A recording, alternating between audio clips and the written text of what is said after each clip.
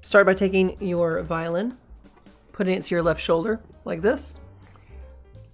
Wave with your left hand. Now take your left hand and place it so the thumb wraps around this side.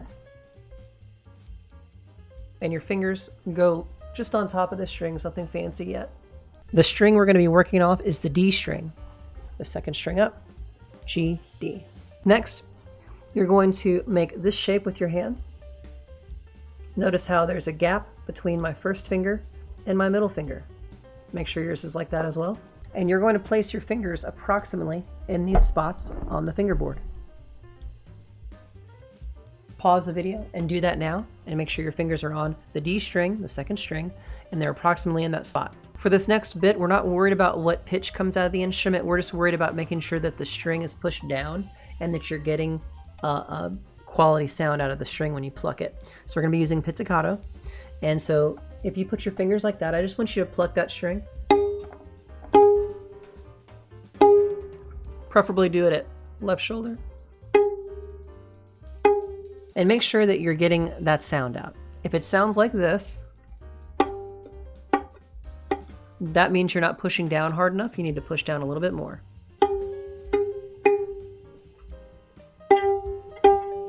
One thing that I make sure that I'm doing is I'm using this thumb as a fulcrum against the fingerboard on the side, so that I can have a little bit more grip to it, okay? We want to come straight down onto the string.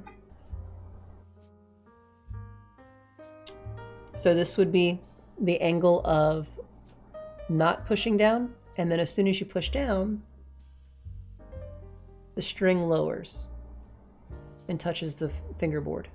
Try that again.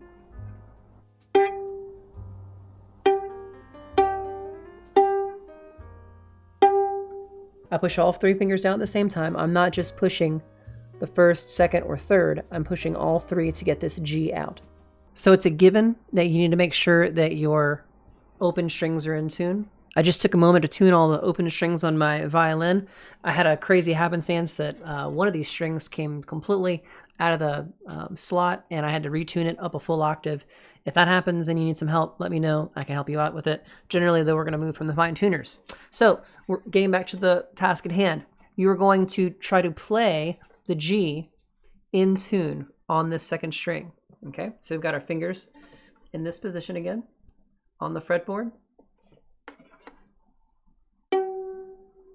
Okay, notice that mine, when I played it, was low. I'm sliding it upwards on the fretboard.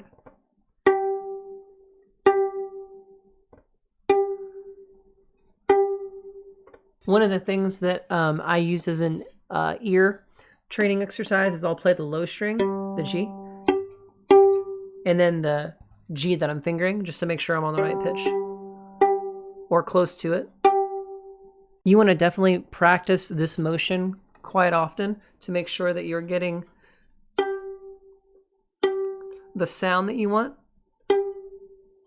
and memorizing where you're going to put your fingers. Okay, so I would practice it, get it in tune or close to it, walk away from the instrument, come back, pick it up, and see if you can pick back up where you left off.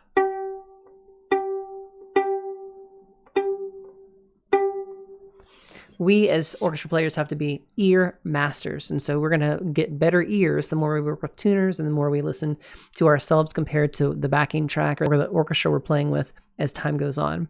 This will become easier. You'll get better at doing it. If you have any questions, reach out to me. I'd be happy to help. Good luck.